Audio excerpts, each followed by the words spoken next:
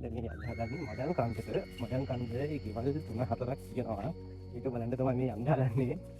පාර නම් කෙලෑව. බලමු ඉස්සරහට යන්න පුළුවන් හිතන්නේ. මම මේ පාරේ කලින් බයික් එකේ ගිහිල්ලා තියෙනවා. කිව්වොත් ඔයාලා පුදුම වෙයි. මම මේ පාරේ බයික් එකේ ගිහිල්ලා තියෙනවා. මේ අවුරුදු 6කට කලින්. දැන් බලන්න බයික් එකේ තියා පයින්වත් යන්න බැරි තත්ත්වයකට පත් වෙලා තියෙන්නේ. මොකද පැත්තට ඉඳ තියෙන්නේ. බලමු යන්න පුළුවන් විදිහ කියලා හැස්සෙකුත් වෙනවා. ඉස්මල් ලොකු කැලේක ඉන්නේ වහින්නත් වෙනවා.